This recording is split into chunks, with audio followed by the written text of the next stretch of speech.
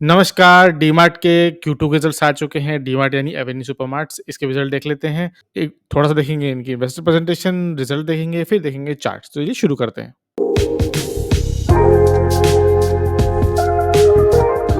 तो Avenue Supermarts जो डीमार्ट के नाम से अपने सुपरमार्केट चेन चलाता है, हमें ज़्यादा डिटेल में हमें पहले ही पता है क्या करते हैं। अपने खुद के चेन चलाते हैं, खुद की ज़मीन होती है, रेंट का कॉस्ट नहीं पड़ता।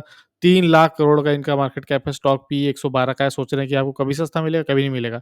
अब ये स्टॉक पी 112 का है, अगर आप इसका चार्ट्स पे आएँगे और इसका पी रेशियो देखोगे, तो लॉन्ग टर्म से देखिए आपकी 2022 से ही ये स्ट्रगल कर रहा है।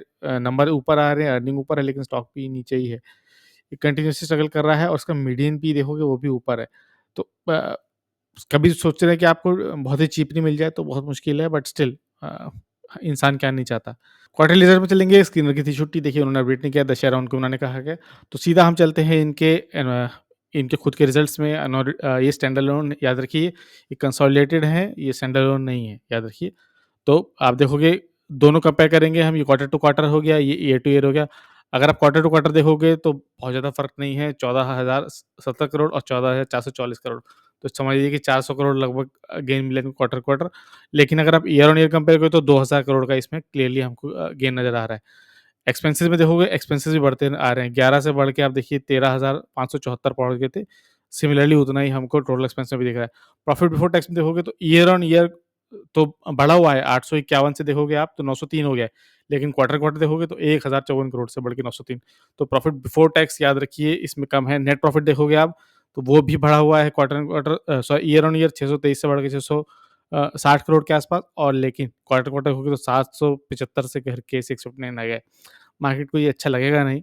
देखते हैं किस तरह से आ रहा है इसका लोन, और बाकी ग्रोथ भी जो है वो थोड़े-थोड़े बड़े हुए नज़र आ रहे हैं। इनकी इन्वेस्टर प्रेजेंटेशन में से चलते हैं, इसी में इन्होंने अपनी डिटेल्स प्रेज़ेंट की है।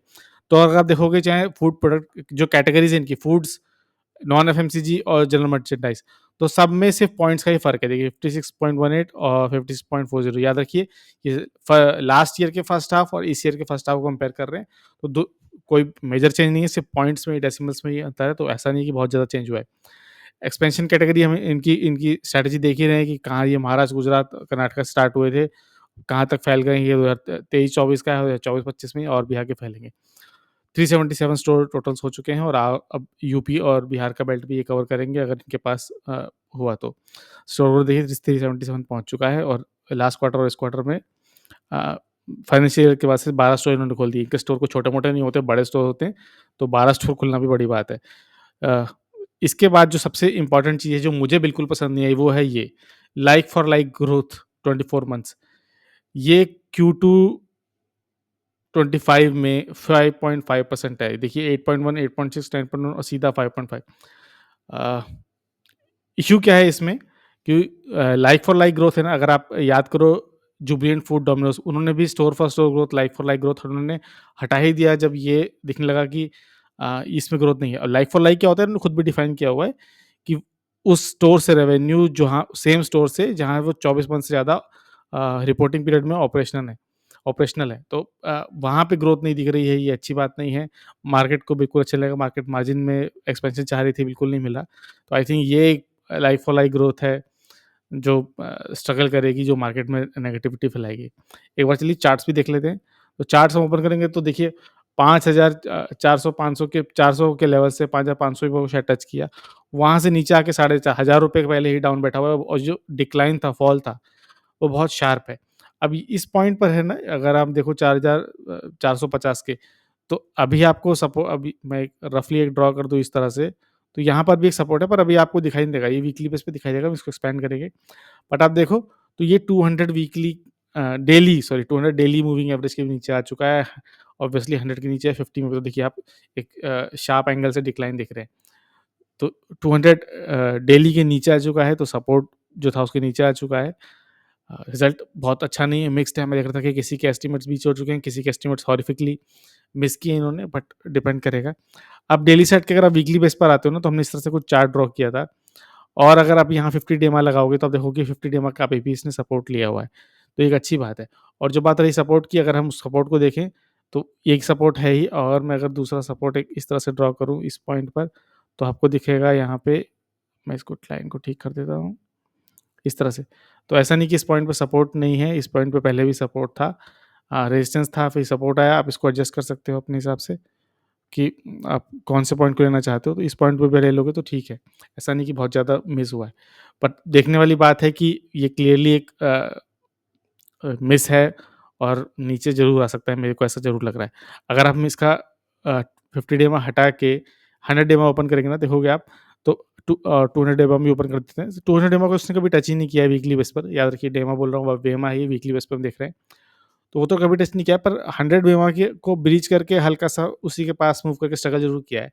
तो अगर आप देखोगे, जो हमने ये लॉन्ग टर्म पे सपोर्ट लाइन ड्रॉ कर रखी है वीकली बेसिस पर, बार-बार इसी पे सपोर्ट लेता है, जंप करता है, सपोर्ट जंप। अब ड्रैग करते-करते अगर ये अब ये यहीं पर आ गया, तो देखिए 100 वेमा का सपोर्ट भी इसी पॉइंट पर है। तो 4200 के आस-पास एक सपोर्ट दिख रहा है, अगर आप बाय करने के लिए इंटरेस्टेड हो, लॉन्ग टर्म में आपका व्यू बन रहा हो, तो आप इस पॉइंट पे कंसीडर करना, पहला इंस्टॉलमेंट सोचना। याद रखिए कोई बाय सेल रिकमेंडेशन नहीं है।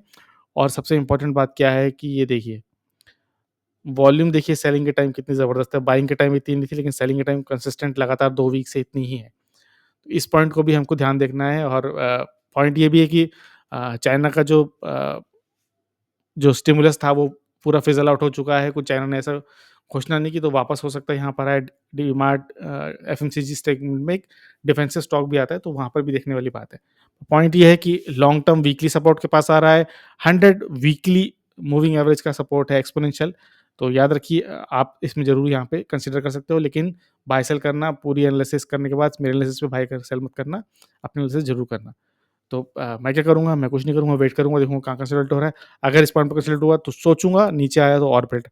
अगर इस पॉइंट पे आया, अगर मैं एक रफ ट्रेंड लाइन ड्रॉ करूँ हॉरिजॉन्टली, इसको एडजस्ट करें कुछ इस तरीके से, तो इस पॉइंट पे अगर आया तो और भी अच्छी बात होगी। इस पॉइंट पे आना थोड़ा मुश्किल हो जाएगा 300-400 पे, बट मुश्किल कुछ भी नहीं है। हो सकता है कि वापस पूरा जो राउंडिंग बॉटम बना हुआ है ये फेल हो जाए, नीचे भी आ जाए, या हो सकता है राउंडिंग बॉटम बने, फिर यहाँ पर एक कप हैंडल टाइप बने।